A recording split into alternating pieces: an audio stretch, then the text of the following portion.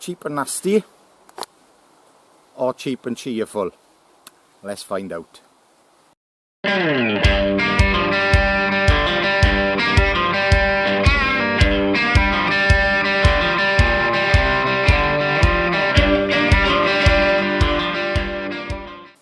Greetings folks, welcome back to the channel and welcome back to the woods. And in today's video I'm going to be taking a look at this cheap little Hultafors knife. I'll tell you about it later. First things first, I've got to get a fire going. Plenty of midges out here down by the river today and I really need to get them gone. I built the fireplace up with a bed of sticks and I've actually got some pre-made feather sticks which have been hanging up here underneath the tree for some weeks. They're a little bit damp, so I'm going to cheat and I'm going to light them with a lighter. But I got to get this fire going because I'm getting nibbled. And with my shiny bald head, that's never good. Before I light these feather sticks, just need to grade my twigs up.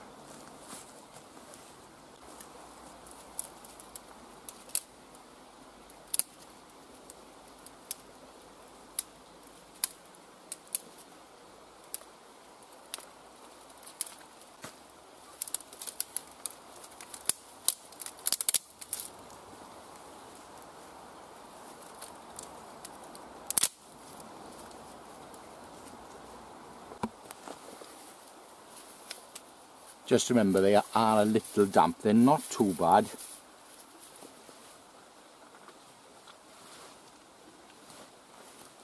Jet lighter, my preferred one. And an orange one for the woods.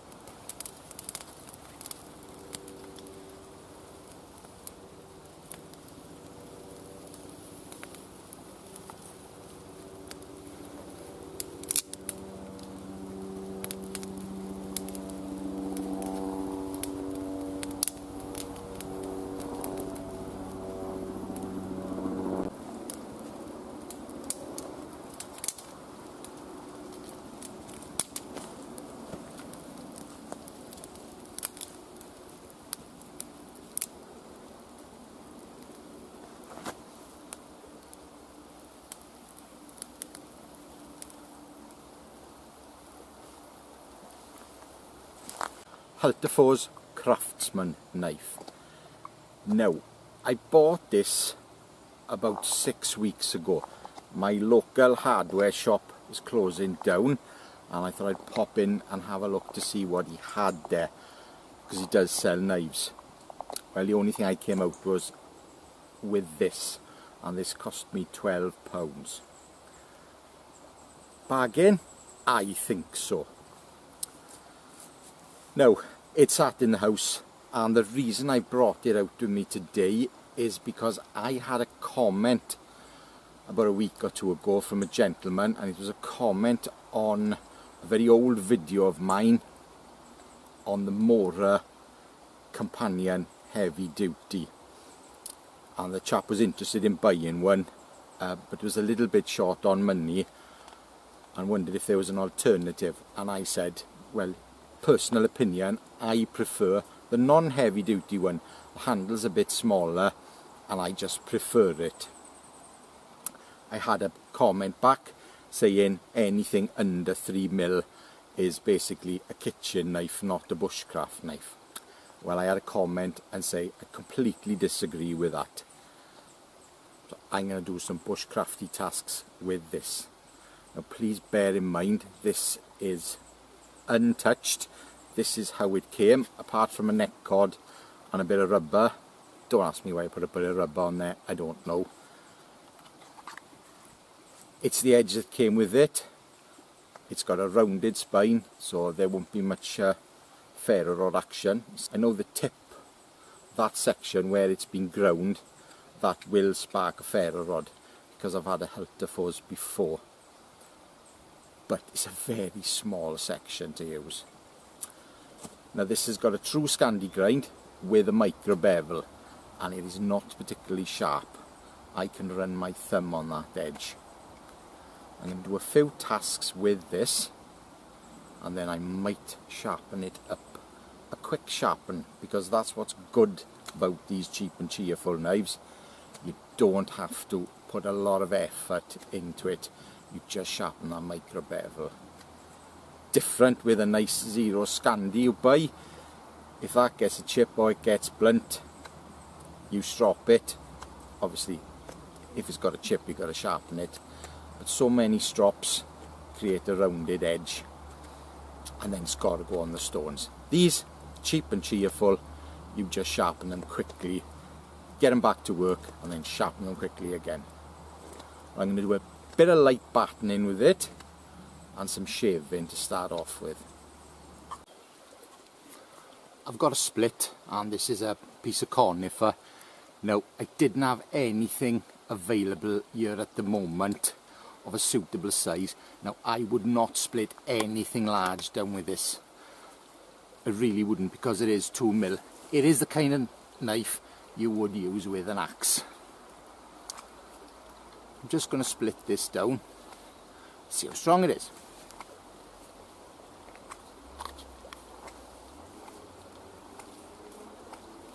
Always a good idea to take it off the smallest edge.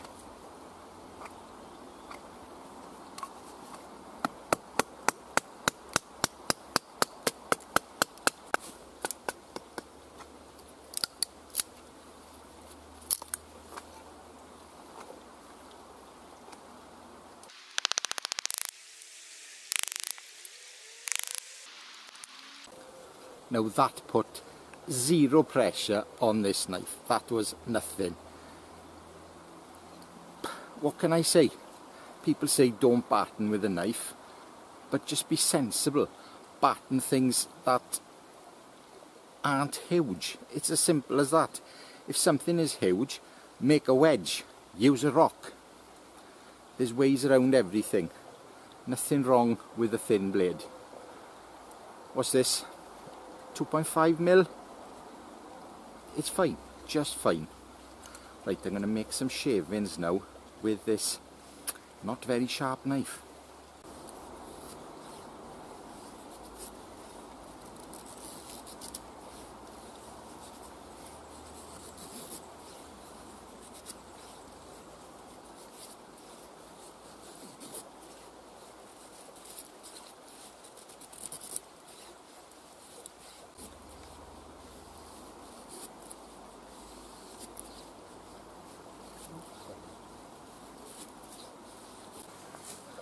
It's a little bit hit and miss.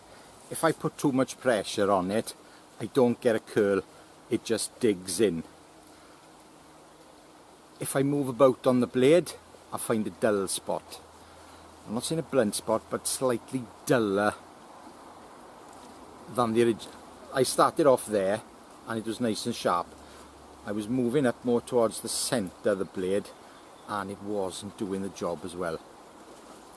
But couple more of them and that'll easily go up with the ferro rod.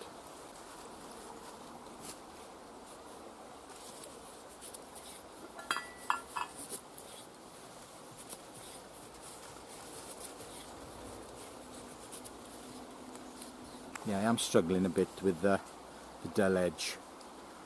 I do like to use the tip to get really fine curls, so I'm going to try that next.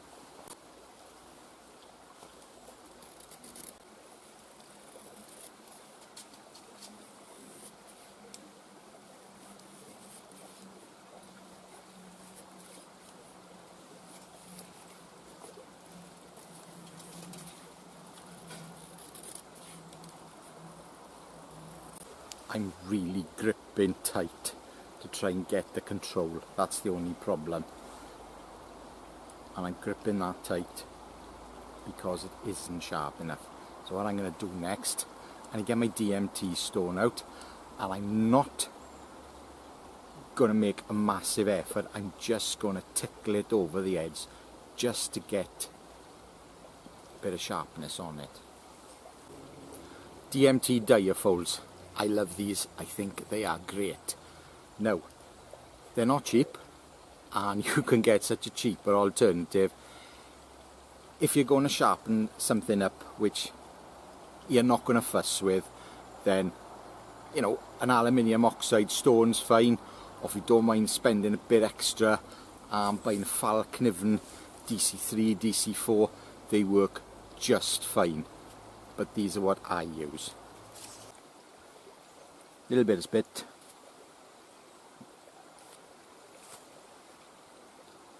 And lay the bevel flat, and then just lift it up slightly to sharpen that micro bevel.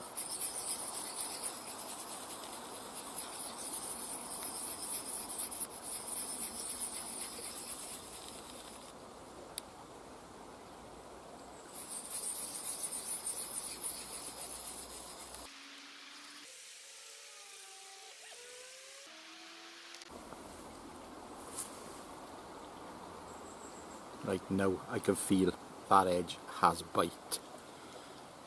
But by doing a circular motion you are creating a slight convex on it, so it will be a little bit tougher than if you were just doing straight motions. Then you would get a proper micro bevel, but them circular motions will give it a bit more strength because you are creating a convex.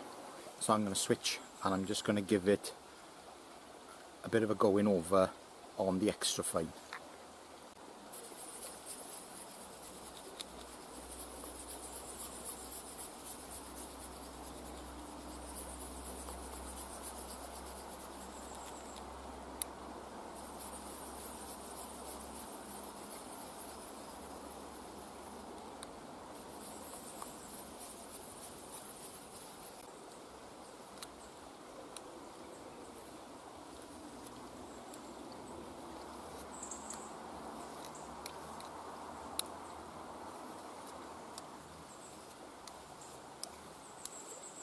There we are, that feels a lot cleaner. Back again. Oh, vast improvement.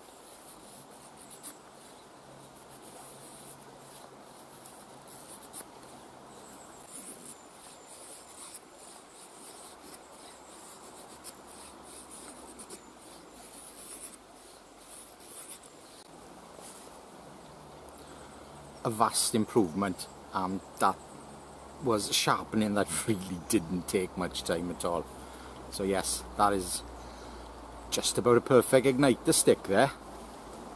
Now what I'll do, I'll carry on with this one, make a really nice one, and then I'll make some rough ones, and then I'll do a little mock-up fire and use a ferro rod with it.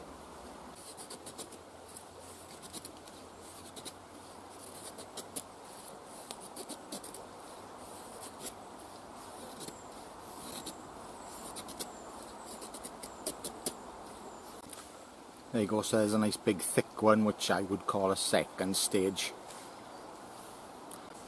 That's what I've got. I could easily light the fire with that. Right, let's get the ferro rod out. I've got my hex ferro rod, and this one comes with a carbide striker, but this is quite a soft compound, so I should be able to use it with this spine and the tip area.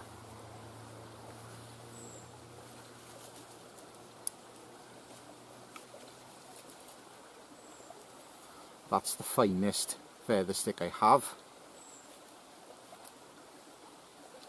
I'm going to try what feels like a bit of a burr on the back of there first. Nope, don't want to know.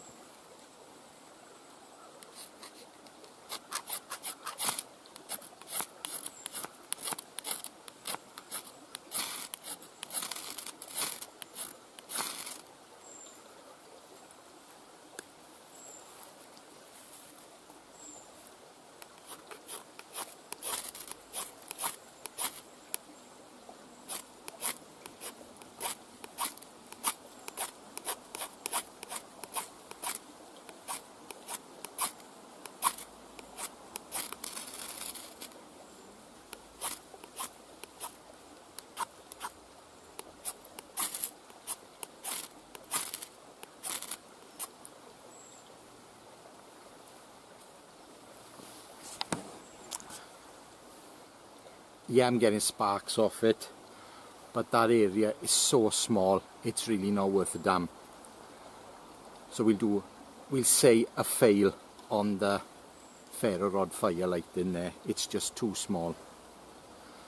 Maybe if I'd have liked my fire rod and just used the tip, I may have got it going, but didn't want to go. So unfortunately, that's a fail for it. But if you put that in a vise and took a file or something over this area, that's if you didn't have a grinder, you'd get a bit of a burr on it and a sharp edge. So it wouldn't take much to do that.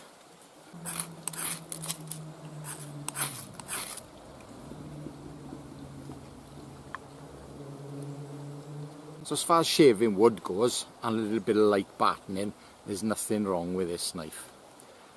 Now, I'm going to try something now which will test its strength a bit more. Right, I've got a piece of hazel, and what I want to do now is cross batten this to get a chunk off it. Now, I cut this a few weeks back, so it's probably still a bit on the green side. It's probably still very green. But it's a nice little test how well the edge will hold up.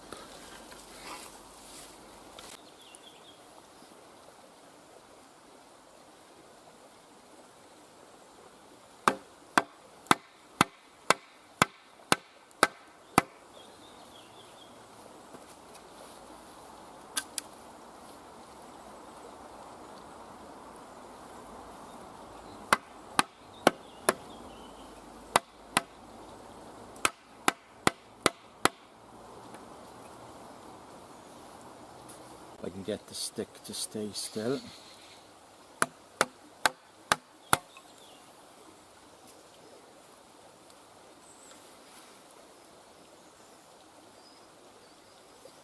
Well, because of that fine Scandi bevel, that just flew through there, no problem at all.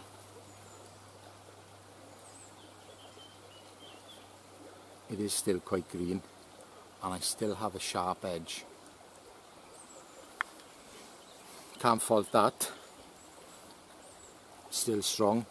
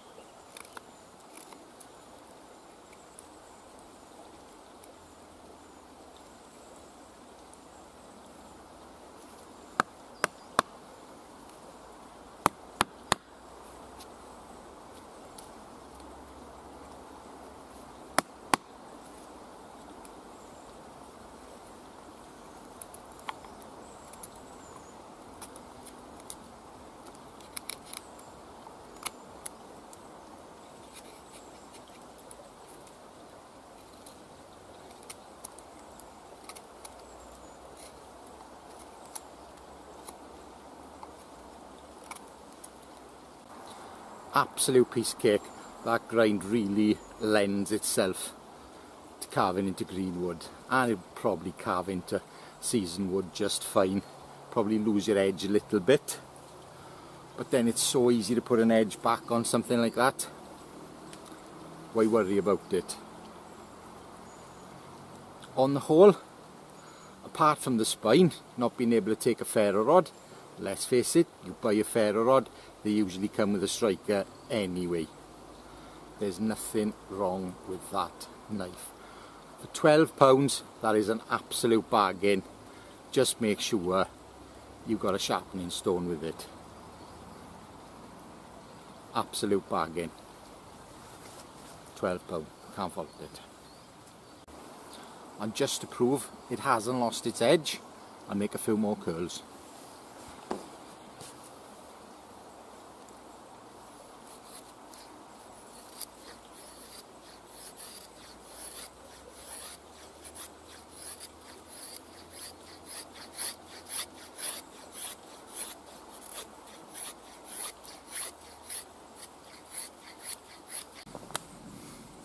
Well, that's my bit of a test on a cheap and cheerful, not cheap and nasty, utility knife. I can't fault it, apart from the fact it doesn't arrive sharp enough. Apart from that, it's great. It's cheap, it does the job, and I really like the philosophy of just using your knife as a tool and not caring too much about it. Obviously not caring about it at all is stupid, but a knife like this will do all the jobs you need. Granted, a saw and an axe is pretty good to have as well, but you can get away with a bit of knowledge and a sharpening stone with this sort of knife. Now, I know there's a survival instructor in Canada, Bruce Sawalski, and Bruce Sawalski always uses a cheap Mora, and you know, the guy knows his stuff. He's one of Mors Kochanski's guys from years ago, and he knows his stuff. He runs courses in the Arctic and everything. He's one of the guys, safety guys on and survival experts on Alone, and he uses a cheap Mora. There is nothing wrong with them. They do the job. Granted, he's a very skilled guy, and it is a lot easier for people with skill to use this sort of knife as their bushcraft knife. But the philosophy behind just using your knife as a tool, and if you break it, you just go in your pack and pull another one out, and then when you go back to civilization, you buy one to replace that. So keep one in your bag, keep one round your neck. If you break it, and chances are you won't break it if you're careful, the knife will do everything you need. Now, I'm a knife maker. I absolutely love knives. Have done since I'm a kid. I bought my first buck knife when I was about, let's say, how old was I? About 16. So I had my first quality knife when I was 16, and I haven't looked back. But that's not to say I don't think these have their place. They definitely do. And if you're on a budget and you think to yourself, oh, I'm never going to be able to afford a custom knife, blah blah blah, you don't need one. You really, really don't. But they are nice to have. I should know, I sell them, and I've got plenty of them. Right, thank you very much for watching. I appreciate your comments, I appreciate your views, and I certainly appreciate a thumbs up. And if you haven't subscribed, please do so. I would appreciate that as well. Till next time, ta-ra.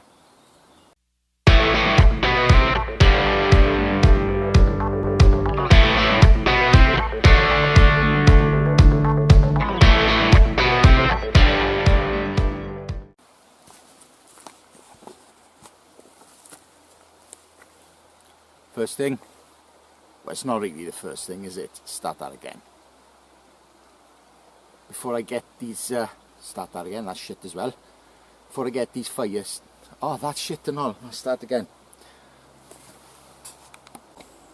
Hultafors craftsman, start that again. I can't get my words out properly. But because this is quite soft, and I'm just thinking rods and soft, you know. I shouldn't be thinking that, that's just dirty. Cut that. Well, as far as making shavings go, the knife, I've just picked up a feather stick when I meant to pick up the bloody knife. Right, start that again.